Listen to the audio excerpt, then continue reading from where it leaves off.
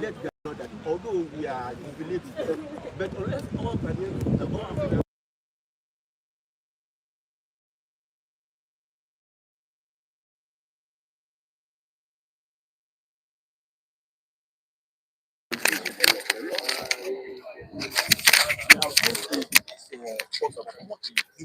this is not because we are on just hard way to do things. We should have let the case die. You see, who say a true baby? Yeah, now your father said, yeah, but the idea and we pay it.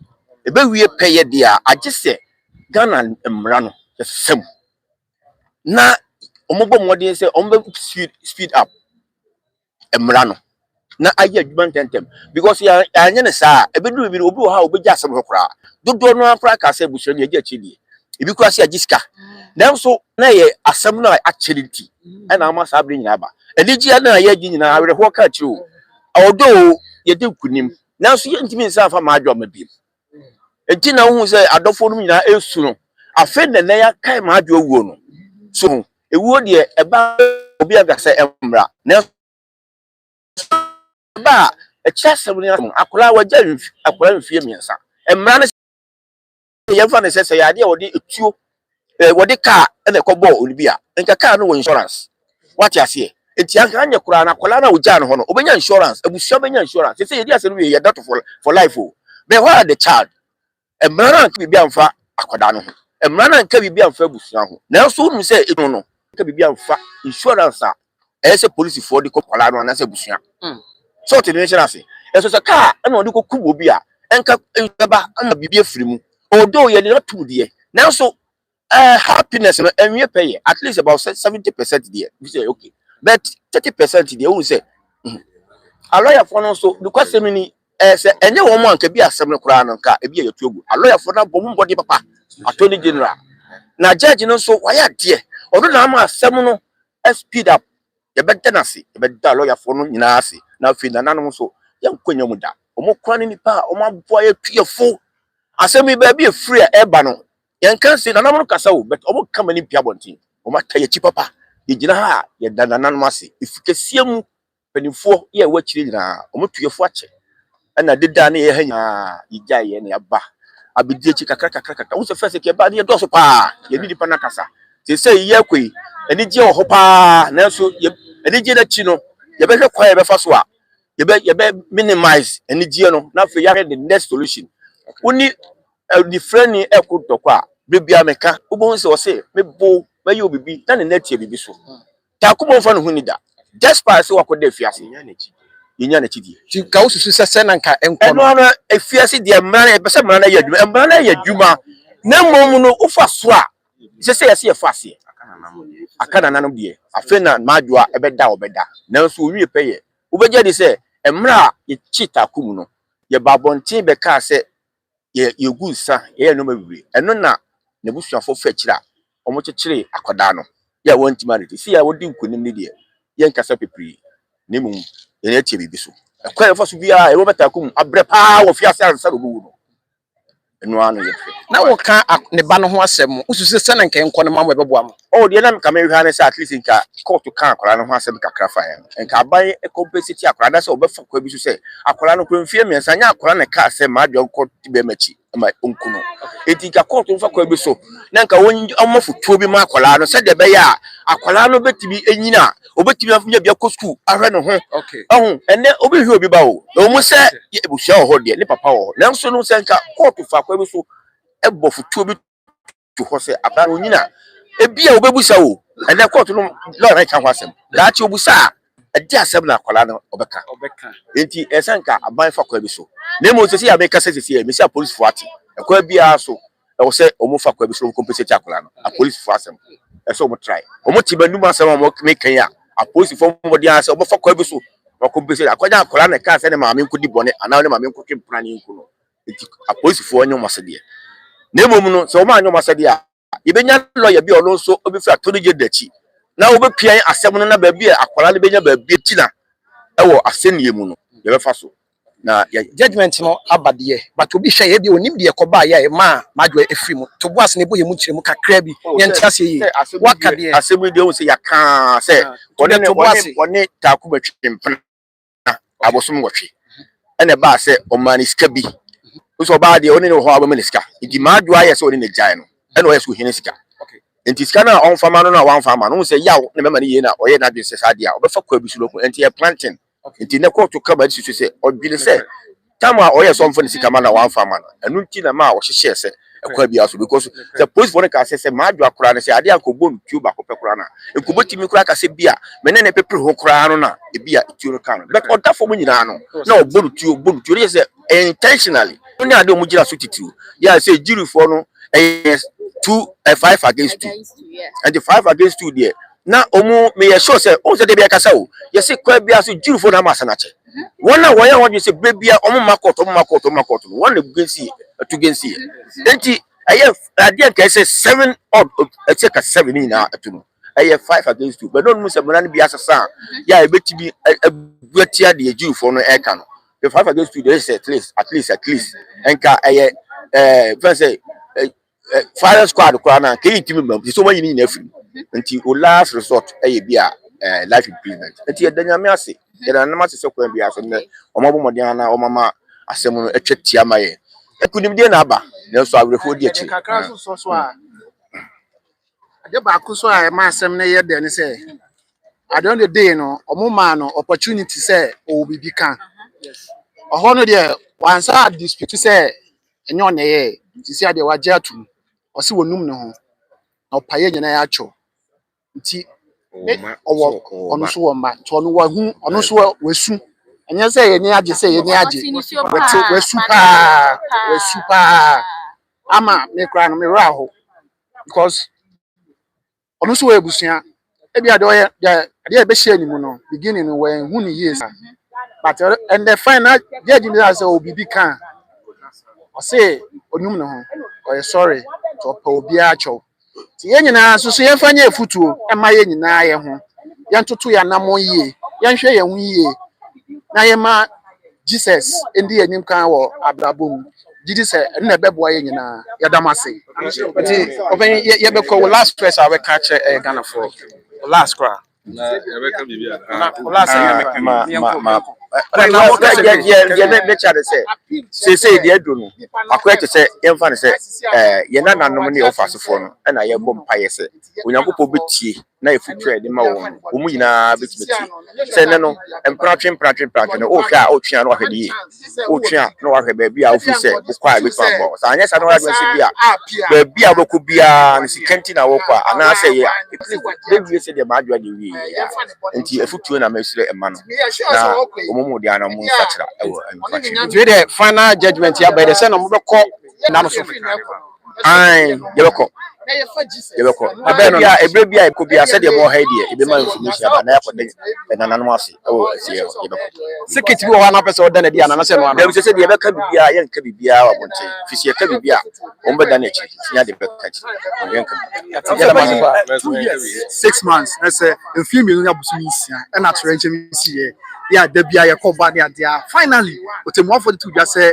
atemu ya odi abani prekope na konya badie ni bra wa be wo mu a say na ho si ye oprekope o ka o say de o say o motu pada krogu mi so de mfa se nkunimdie di aba na so no ama mare vese me mudie no afiri chama Maa Adwoa ye no sisi ama kai enema bebre e wa blabom kwan ya fa so wuye ene sabe nyana disi ya na akwesi bibia na me kai ifi sabe ko nyina aye mfuni na edem enim a mehwa se usi wu fa ye no ene kwan ya fa so a isi enu nyina sisi I refresh my mind sisi mehwa de esi se ganya se bia enne na asemu abase ya kasele be sa aka betia nka ne sa be ne de ekopa na dwi de still I be kai Maa Adwoa be kai Maa Adwoa oh se makasa sana amo ebutunu mre be wuye no ye kasai ma omo na busia for the fetch be say ye nkasa nti obi be ano ye nkasa bye ye nkasa enfoso eja pia sana tie busia for ye gina ye be kai a afimfini no ene aduonu miensam e na Maa Adwoa esu se inspector Twumasi boy to eku no efrat as fast as so me court bo asem no o de yema ha ni ntie dia ekoso as wezu so dia was say or the net to ya hena no ya eti ya haskelen ya bo aresiri mu ani aduru ho ni akobo ni din e me Twumasi o she ho ya pa cha mu ehu no se mo de na atete so mu ehu eti amede de ni turu mu de ene de ya wi ehu na mani de aka hunhun mu de o nka yo so aka hunhun mu de na ka mu follow ya ka mu de na ebe ye ene afa ni yokoto funu no ade da no ama wis ni nyina so so abebbo mu ho no ene yekoye yie chichire nche pa ni do nya me ma do funu no ene yekọ ya sie no bonsu ne kula be kasa ne ene o manya ye gu nsama no se de ya hwehwe no ene so de ya nya aka hunhun mu de no etu anfa akode no no keka ne maame mom enim se wo de ne maame da ho afia kaya ka ne ho etu on ka ne ho no amla ta kum no me won trum abe na ta kum so me hye ba bia wo hye ni eti ya de enu an se mu mpa ebo nyina nse ta kum so beto Maa Adwoa ta kum anwu aya mpene akwa we se wa anwu aya mpene ya bonyo so da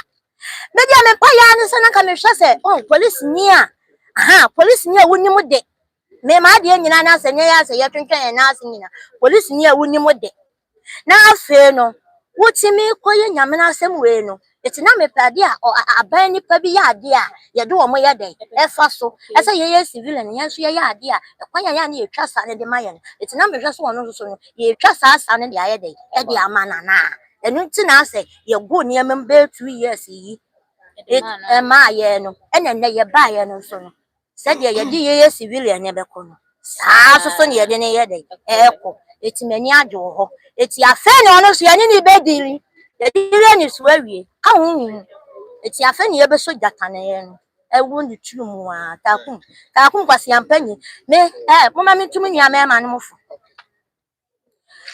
ye fie na da ho no no adwum ho no oti bi 500 no e ma ya wo ho e ma de ebi wo ho e ma ho fefo wo ho me asa me kwa de me ye baako omo ma me ne me ye wo grade e wo ho eti se wo ye ba ma na wo ba se afie wo ti bi 500 na wo ni akoma na ko fa jimi ni akoma we bi e de ba fie ho ba hye ase a yesremo ye hia ye fie ye pass wie ye pepis e ma ya ne anya keka wo hu ya ye ho ofe ba ya sa kire ye ho kakla ye suba no be ma wo tete ye twe ye ho ni ye ko eti se wo be jimi na wo ya ade ne ye be twe ye ho na so be bo ye tuo ti se de jimi fo na bo ye bi de dia enya be ma bi ansi fie so be da bia wo champagne house o TV 500 ye ma pa ye go ma ne do ye ma ne do so che ye mema eti mema no omunya very careful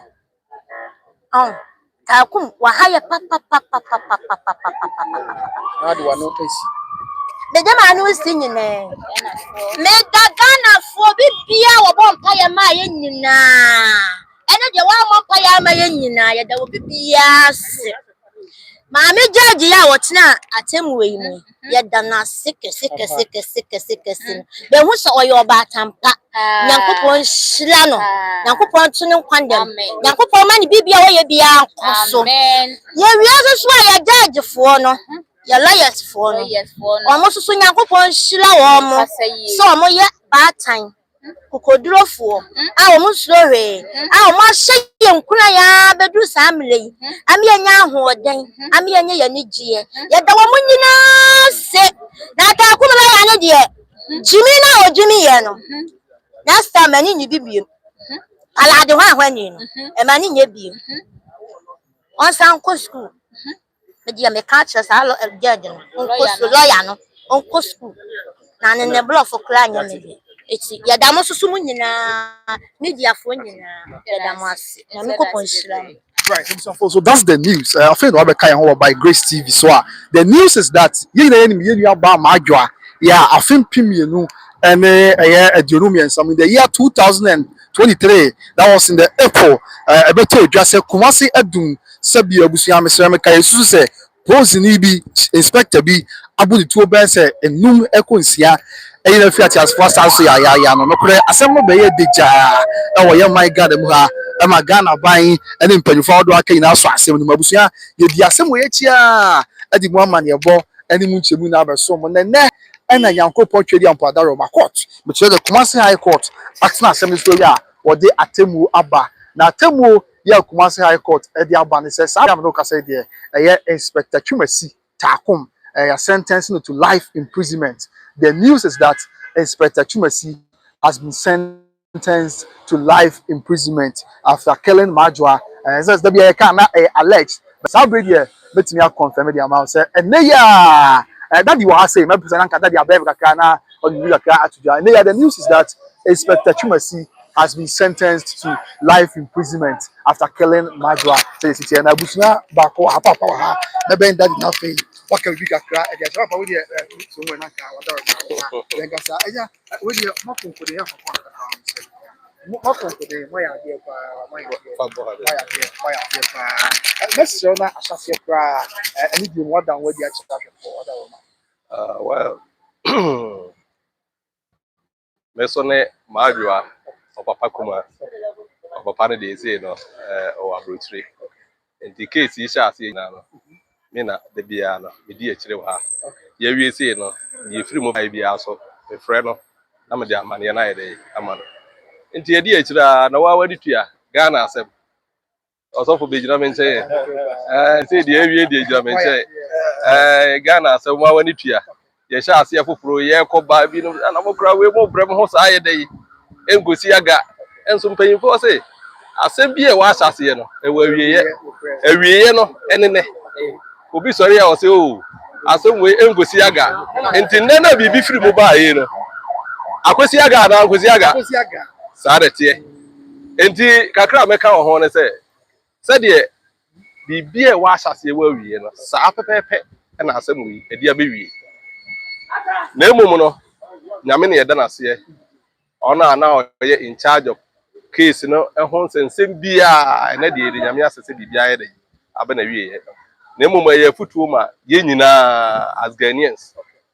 said ye opposing ni di okoko ye me de misusu se obi kura betu ofo a kasa so adwena na bi o tiri apply wo sense no ma enya adwuma ma wo ndi they say ya wo samanfo ado na otietie ye o say hinefo otietie ye o akofa asase mu betu ho they say wo kwe wo ne ho ana ekro yes life in prison wo kodem wo nkwa na nyina nti ero na opede a na wa waka ma ho nti efutuo ma obia as Ghanaian say wo ya ade na obi kura betu ofo a wo so wo de na wo tirim no fa ya adwuma bi na bibia enwie mu die because you say ya enkosi aga taako no kro wasori kra say woda fie fie wasori anu abamu musu aye kese jese ya so de na ebu e wonsem bibre ho na enso na judgment ye fana wan aba die mesusu say bibia we abana wie nyame ne yeda na se osofo kakakra asase bebe mo aja ena mbuli ya be dia ma enkwa ho sane bi aba busa ko moto mo na ahoto na de enka aba na enso no ye de sie na ofiri mu no eno ne ade a the mama can be on say me na me gina ho ye akora no postmortem okay me na me gina ho ye akora no postmortem it is a wo share sir wo share sa postmortem na ye akora na also I was saying me no I was in the book I was in the book also I was saying me suffer CCC me na me Broken Branch pastor me na me gina wa me hwe ya omo ye me ofase pa no ye no operation ye bie ni tirim sei aboba na ode bobo na aboba 5 obo ba ko ha obo na miensa won nufu obo ba ko na ya ase eti omu yi ni tiri nyina no omu twa ne firi sei ya be twa na ya ase yi ni yema yi ni nyina ase eti sa wo hwe sa pen no a na se nkola no a omo ba no se kan nkola ne bi wo ho ana ke ye no sa pen na ka do mu hu de ka bia be de nyame ase at long last no ni nyina ba be ye asodue a nyankopon nti no life no kwa onyanofo so o hye akola no ene ade a ye de ye no no a Obon Chirima, Emanipia. Obon Unifua 1, 2, 3. And no born, I ask here. It made me men put you in the postmortem. It's where a friend is oh, was like a Januma. The friend is a Yashri.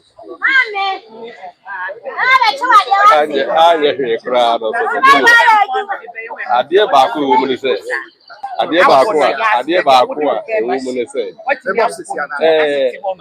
ɛgya yɛne yɛte Ghana ha deɛ yɛsɛ Ghana asetena no ɛɛde more than all this way a nneɛma wei nyinaa ɛkɔ so nyinaa na ɔpapa na nkasa no ɔsɛ na ɔpepa ɛma ne mani nyinaa a Maa Adwoa no nso yɛ emu baako sɛ nkora yi a osusu sɛ o yɛde no deɛ ayɛ biara no Ghana asetena no ɛɛde nti no deɛ ɔsɛ yɛyɛ ano sɛ me ma no baabi a me so me wɔ no me nse sɛ wɔn nyinaa nyɛ dɛ nkoguo no nkora deɛ about bɛɛ 7 nka Maa Adwoa ka sɛ wɔn nyinaa akɔdi hɔ aka Maa Adwoa ɔnso kɔ nkora ne nyinaa kɔ ama yɛ sɛ yes nti we nyinaa wotra sana aka aka ya sɛ deɛ awore sɛ ɛya so no na mmom no yɛbɛsi bi yɛ nyame asa life imprisonment a bɛsusu sɛ yɛde ama no na deɛ ɛm sɛ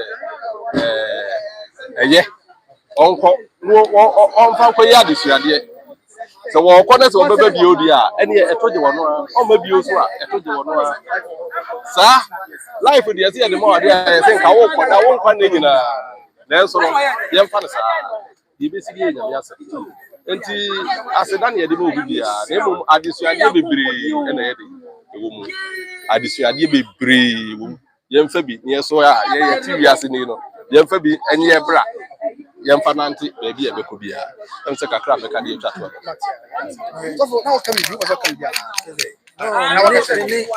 Many here, Meka, Asedan Yadima, Judge, and Asedan Sun Yadima, Adofua, Omudi Yechi from day one, Ebabi Sine, Asedan Yadima Obia, but Akolana Gasana. Let me say, let me pen a picture, not order in the Chona Cardia, and I measure me. Yeah, Osha, yeah, Akolana. Me, I made me go to a June. But they go to a June. I know Shedman, Sana, or back a fee. Every week be a none of for 1 American man. Every week be a month $100. $100. Most say you know how you own that for you. Say, well, yeah. Okay, Maa Adwoa ma me no so wa say medical aka wuja pon ye na ya bone powder ya nya asem kutu amo be ka ya asem we efie mienu ni abosu mi sie ni we sha say ma so ya no ba ma no me ka ka da na mo ka bi share amansa o de emo ya but ya ma fimu pa enti ya to ebo ase ya de ba me twen komo ye they take a cry. Yeah, the news is that Saturday is Twumasi, the suspected killer of Maa Adwoa. They are jailing on life imprisonment, and they are jailing Tycoon life imprisonment. Oh, Twumasi, I come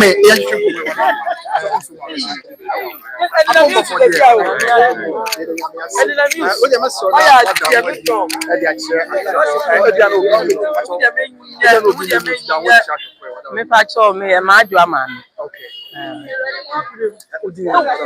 A friend Adwoa nyako. And life imprisonment. Oh, send your near no.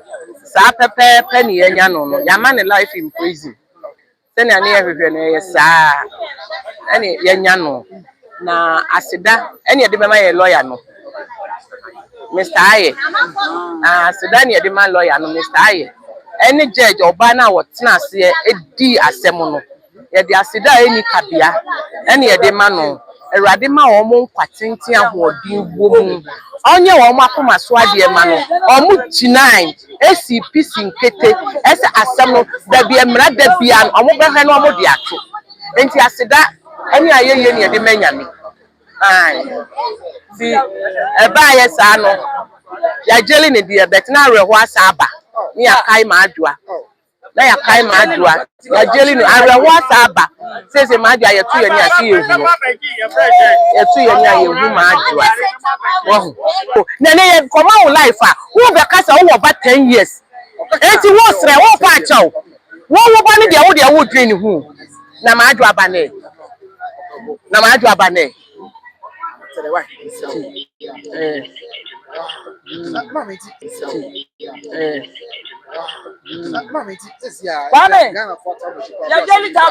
Ghana for nyame nsira mo Ghana for mu nyina ni pem ba bia be kwa akoduro aseda ni kabia na ye de mamo de nyame aya adom asem no ye de akwa awieye enti ase aye adwuma ekro ye ni abotoye mo aba ye da obi ase nyame nsira obi bia provider Okay, Mama. Okay. Nyame adom bro. Your friend your point Emmanuel. Emmanuel. Mechi bane Maa Adwoa. Yeah. Oh, me the mekan say as dey nika bia enkoma ye lawyer Mr. Ayi. Che say oda wada na dia che me complainant. It me dey na me ni din komo pa. Me na dey asem ko to police for me. And on my meti ase say eye ne ba na ato no. Enye obi akeke eye ne ba. Odo ne tima onyama ye e fa me say eye me ye ba Maa Adwoa so ye ne ba. Nti na ni nku case no che say as they need to be in command, Mr. Ayi. Nyamisha.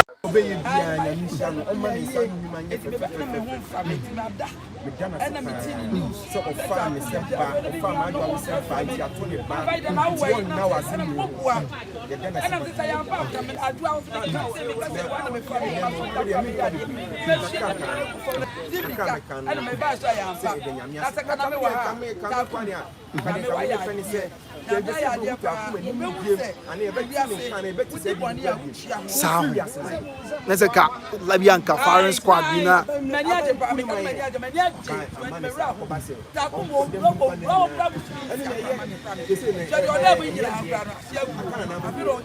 I can't section is a mental. We are to a channel. Okay. Okay.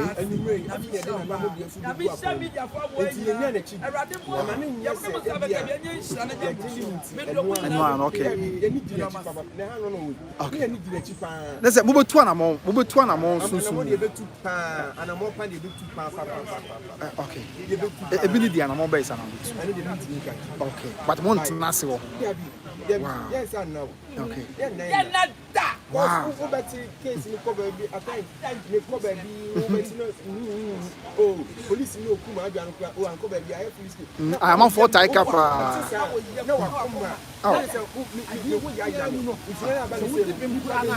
Oh. Sagana, say Woody Bonia, found Missa. Of course, no matter the Indian country, but oh, Nabema, what would be Bonia, the Buenos Sipa, and then we have a Memano or Mio that's a Ubani, that's an Oban so, and then Obano Pro, that's a more, eh? Okay. Oh, it's you police out of some say, yeah. Only none will be capable. If you see a case in a check, any case in a check. Okay. Yeah, no, you complain. Oh, I mean,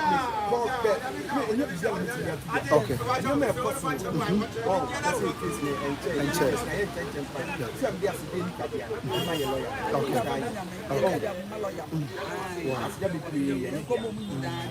Was for you? What to cast and we are more ban. Not the one Sabi Moaton, dear, but now Tim Sue, who say Michelle and Nara Wabapa. What kind would you ban? Oh, okay. And the Miss I can say, you be a more than your person. Okay. Young as ever share of us, yeah, just a police before, and now we and then you cash a cash and the brass and a magic. Oh, I send it in your bag. The I did back may open our cars and say, that's no crap. I didn't remember around when it's more fast with no Mac again. Okay. Yes, and I'm making more fast. Say, some so far. Me ma no. Nti me chima che so ma me kunu to abonte. Se me na meka nche na ma ebusa anu. Na ma me che se me mira ho ba ye be ne den. Ini bibi aka. Na me ne hene. Oh, na me dwen hu mo fast no benyini pa ma kan de an ache no. Yes, no, mon kafra. Mon chef. Na wan kasa no asibe ni tabia so. Medasi. Ayasa. Medasi. Ya medaye. Matia, ya medaye. Matia ya. Asida ya medaye. Amen. O shamuso. Amen. This year me am starting my channel by Grace TV. The life crowd is here. YouTube be am for sure or YouTube by Grace TV. Subscribe to by Grace TV. Why? Upon home modern pan. That's it. Upon home modern pan. That's it. Amen. And you know me I don't for me. Okay. Pa say do sabi so bia no enyenhia Amen. Amen. Okay. Enti yema koma ameso na ma ameso de kakra bi ato so amayansa na abuso ye djumagini na abari ni na expectation. Yeah, Sabri I'm not saying. The news is that a jail in life imprisonment. Na me ma me so abeka me sa. Ma me okay. Yeah, that is the news. Okay. Yeah, Sabri expectation has been jailed. Life imprisonment into her. We are live from the Twumasi High Court, the presence of the Twumasi High Court. Yeah, it's just there were no upon Boko dear, madam. Get the Yamias. Can we catch a man saying, madam?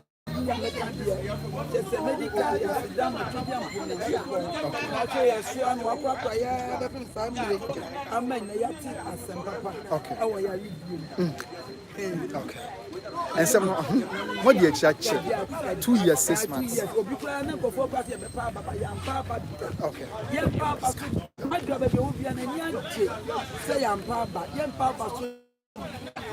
That's it. Wow. It's here now. Okay, actually, on my room 24, opposite for. Yeah. Judges, lawyers, because 1 year move, yes, you see any mudia. And now, see a cracker feature them for where performer now, fighting a cracker.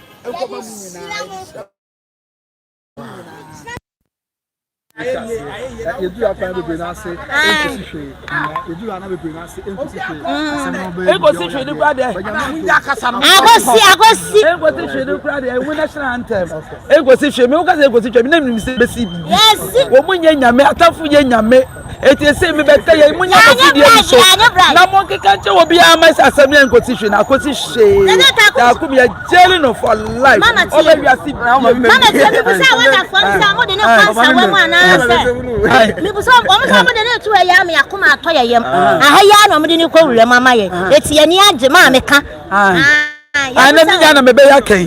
Namini, I'm not me a year, come about the we. To be my emblem, to be buying a frame, and I'm Demica. I'll pray why I don't try idea, papa. When you know my idea, Takum, or better dance a womo, or better the Hego, to a better the moo, ya jailino. Ah, ya jailino. Ya jailing no one ya petty akoma atoya yem ai ya da media for my idea especially wo na be sha wate bibia mu minyu mada te be me number ma bibia ma fra mate nya me sha me do bebre the news is that Inspector Twumasi Takom, the suspected killer of Maa Adwoa yenya Twumasi Abdul if you be say miensa actually you know na Yami Adwoa jail no life imprisonment and to go through the Twumasi High Court the life scenes and the mamo ya enya asem to sebo ya busuafo ebo ha say the excitement and joy after 2.5 years of toil also say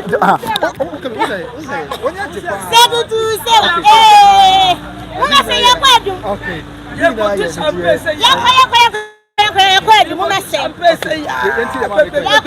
champagne. Aye. Mommy, I'm going to champagne. I will do so. Okay. They say a hard game for Abusia, a hard game, but of course, finally there is did I catch Maa Adwoa twɛ ne nyinaa ɔsɛ. Sir. Ɛno na ma you know yɛfrɛ ne sɛ judge no kora hu sɛ akwa ne yɛwudi ne ndu. Ɛtwɛ na ɔsa ɛtete no. Wasɛ ne nyina wɔbɔ hɔ wasɛ hɔ nyina ne nofum ne ti bɛpie ne ha ne sirem na furum baabi a wasɛ no. Ɔkɔsɔ kuma yɛ ada ase yɛ takentakene. Takum ɛna takum awu. Takum pasi amfani yakwa mu de kasemi yakwa. Listen, o hwe de ana takum that means o di ne bone pa anya sa. Me say, basemi yakwa ye duro dumu wi a, basemi afani yakwa ka ya ho so me say. Abusia pain na Adoberma. Abusia pain na Adoberma. Ono na ma ju abusia pain. Abusia wa konkode na powder and na nyina and then tuma wina powder and the aguna na Adoberma. Onti abusia the news is that celebrity may confirm the amount live on by Grace TV say Inspector Twumasi ya esusu say ya like some the kum adwoa e wadum 3 years ago and that's 2.5 years ago no celebrate court e really asem no ya we dey atemu the abane say ya sentence Inspector Twumasi Takum to life imprisonment. Inspector Twumasi or Takum has been sentenced to life imprisonment. Sabi am no ka say Takum e ko twe aban kukumwa ne nkwane nyina ko pem say obeye nyame dia no ko twe aban kukumu na wasom Ghana aban. It's a life imprisonment and as Sabi am no ka say the court the ama Inspector Twumasi and these are family members of Maa Adwoa and Omina Waha offering a free court premises abra court at the Atemu no Abano. And that is a breaking news. Obviously, as well kind one. So already a catch women now they want here and so can share the uncle. As sending down says Abraham no say there. It's better Twumasi. Yeah, it's just one of the Maa Adwoa 2.5 years ago in April. Maa Adwoa in April 2023 no. And their court was Akasa. Their court was someone can say was sentencing to life imprisonment. It is NTA. Inspector Twumasi, the breaking news live on by Grace TV exclusively, and they say Inspector Twumasi has been sentenced to life imprisonment. And so I want to Tiosha that that's all Kumasi High Court. Ya union free and yet one man ebogina some we imagine training being free now for ya can be a tree ya the atwaso amamo Joseph Adam say at long last justice has prevailed thanks to the sitting judge and the Pajo and after a day man say good afternoon I am watching you live from Germany Bremen and that's Mr. Day man of friends of the share and after Juliet Boatema I say Lord we thank you for giving us justice and the the nyamia se paso amaten aye adwuma and after Abena Queen and so share show no say we thank God and the amen Abena Queen and was saying about the empire bo emoji attachment after you no kwa one BM Gina I say why would you take someone's life and destroy your own life I had dream pa sanso and after Lydia Boama and so say hi hello Lydia and Mohammed Salif will say at long last wow I know correct Mohammed so the news is that Inspector Twumasi Takum yeah Jesus say one the kum yemi aba Maa Adwoa no ya sentencing to life imprisonment abusia apanifo se kwan na wa said ya the real abobo no ha be me kwan ele jumadi ni na asie kai se nyumaku be daroma ele so masema jumadi ebro ebi ene obi training enterprise wo Kumasi South Interest Junction me so tumi kai ne ko no ne koje atade papa en papa na bibia enkoyi enfama Kumasi South Interest Junction ho and abehu obi trading enterprise na koje atade papa ene papa from number no on 0530994553 0530994553 and obi trading enterprise and number omo Kumasi South Interest Junction also and I'm account for Better Grace Financial Services and so at the amount in Ghana for America and the Ghana for Canada the Mr. Better Grace Financial Services intermediary financial group yeah one more abeti wasem braba bonus care bonus no pay financial company papa dey abata ho na say insurance company papa e na abata ho na we adwuma ina sika enso atimi aba ho something sir na me maame o na read na kusin twen komo on 813-408-1084 813-408-1084 and the Better Grace Financial Services Section komo e be bia eyi from Ghana for America and Canada impo uni honum now we Japan here or usie sika or sabi okwa work permit na study permit or Canada na say America na mum will be there akonya da so ma pa ti sell number no onye da na kusi number no Bankola Financial and of course founder of Better Grace Financial Services 813-408-1084 813-408-1084 and Better Grace Financial Services kin komo na bibia enso enkoyin fama asubie kwan so busu amedin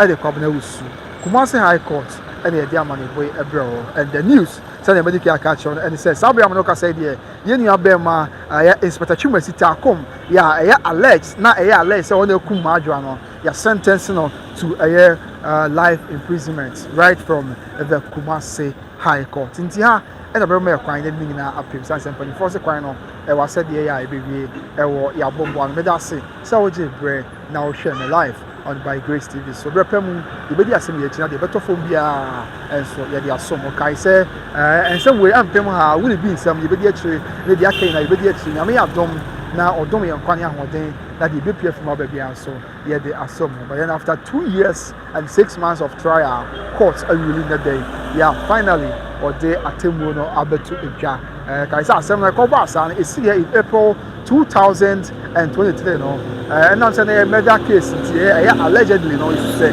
murder case e call Asokore Mampong District Court when I say initial say the Asokore Mampong District Court na e call I'm saying murder case that was a free Asokore Mampong District Court na eba the Twumasi High Court and no and then 24 shots here preliminary or shots here and some no the free one about Twumasi High Court ben fear me ni actually there be a dim work on your bed or Twumasi High Court then that day a Janyankopon da romanti atemu abetodwa ya atemu abetodwa ne say Inspector Twumasi ya isusu se no ene kum ye nua ba Maa Adwoa no court say onko na onko dem enfie onko na onko twere abai kokomu forever I mean life imprisonment ntine nkwa na nyina onko na onko twere abai kokomu na tina bi nyame ya adom a sabi ayefutusem ayensem na ho edi ama ye ne aye wachiri aye ba ayenso yamfa mra anhye yensem ankoyi obi di hye emfiati as fasasi so yamfa mra anhye yensem ankodi obi enya enti we na ayefutuo de maye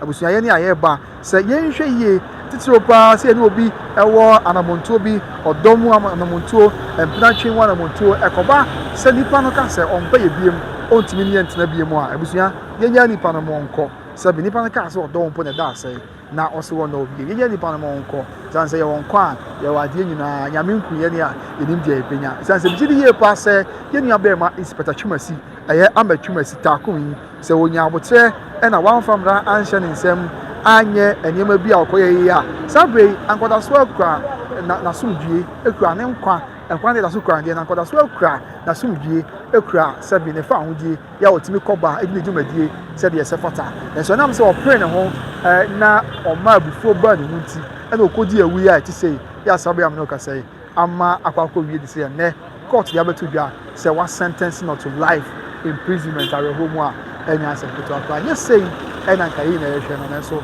akwa no sa ya sabi am no ka say there na court e dey atemu aba Inspector Twumasi e kwa trim life imprisonment said there every signal is from April 2023 2 years 6 months and na say yehwe we are 30 months of trial and akoswa and atemu aba Marta Heradia Gracias as a life from Spain, Sevilla. Okay, that's Obapa Martha. So we'll share from Spain, Sevilla. And the Obapa Atemu Naba. In just some there be an amount for Busa, to the Bay Grand, a court to Becassa, and the Assembly court to Becassa the Bay, and a Debia Konya Bedie, the Bibina Crya, or Encosi, Mumpum Bebintina, Namo Hamon, Assembly Encosi, a DNA Konya Bedie, and a dear cha, Ekobaya, and there, Shedia Punyankopon, Akasa.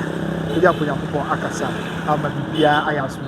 Yes, Yenia Bema Inspector Twumasi life imprisonment. I was young within other companies, also school Yankopon Kayan, no one and share. And then I don't want to do court after you no one by them. Also, one of my media said, but you from me, so I'm a cook, and so I'm a media, and so I'm no matter what I can with your phone. I wouldn't now buy a better shade in Yanom and in penny for when you know about better shade. Now, no credit sabi omusia for boy and so for abaso dey but me so me bob omusia for na abaso na adwo omusia for me bob abaso pa e fe bra assembly esi ye ebesi ne omusia there hasn't been a single day I ever court to abusuafo no ma debi ever court bia abusuafo no eba be lecture abusuafo no ba ebe tachi ebe na mo disi na chi ebe patent ne de ma aye ma adwoa dum mrantie ne ma bawa sabi kumase mrantie ne ma bawa santima ma Ghana fo nyina debi anipa frɛ ebusa na ma adwoa semi ko sɛ komna ma adwoa semi akodu sɛ ne ade ɛsɛ Ghana fo enso edi akoma pata achi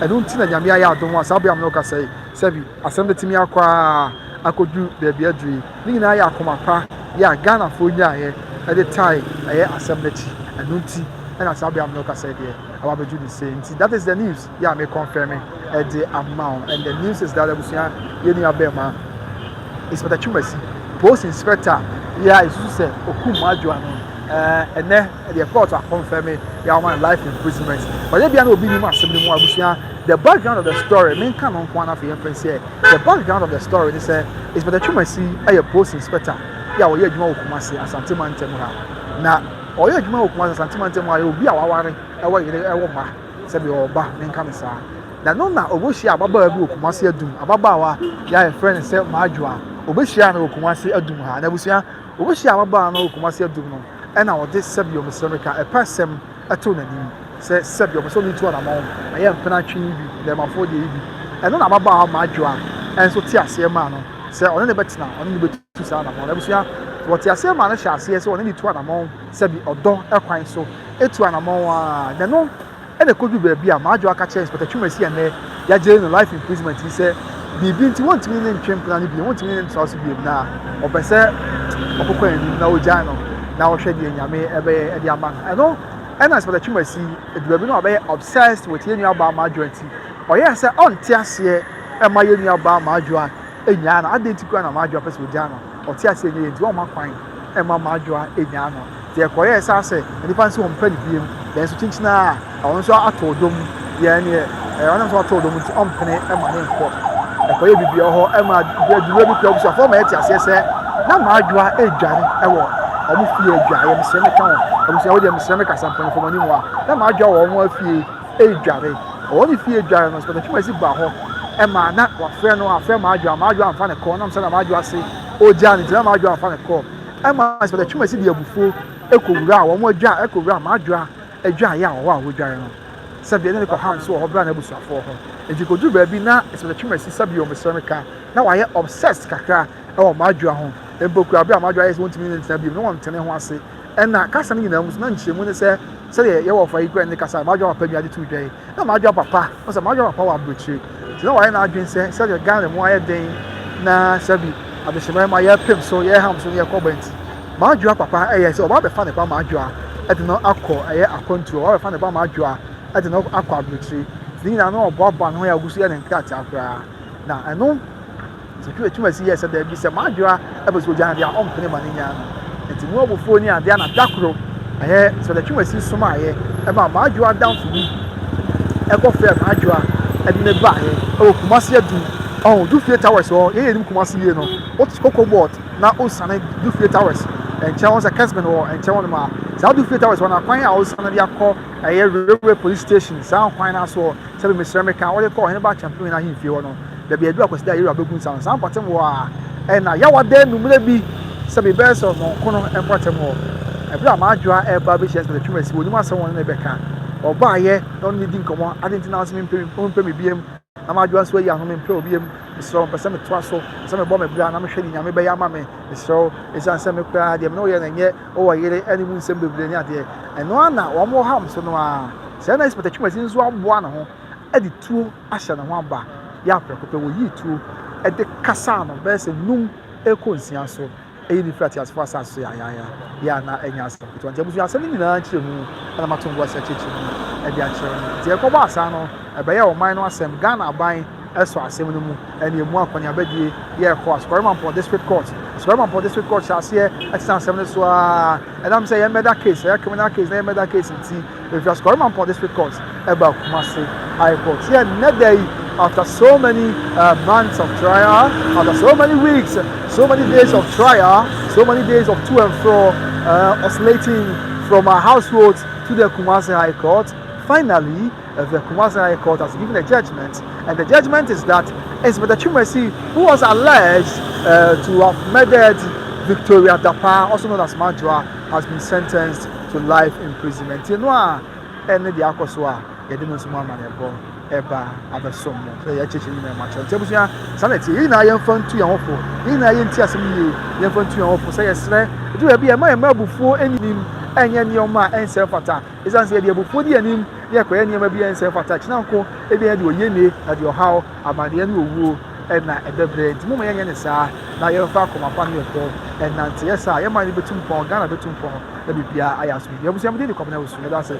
so we pressure me Cecilia ajekum ne ma me bibia boko de or say at long last justice has been served and okwe pa mama ya mi adom sa brede atenten ne aye adwuma busia ye de bepem ha bepem ye be hye bi mi amenka ho no want to show but there will be trading enterprises and have a better great financial services so one more kind and yet we drew her near the assembly the people by na so as some macro Twumasi High Court ni obena wusu and the by Grace TV so then the answer say on the public brain and macro bye bye.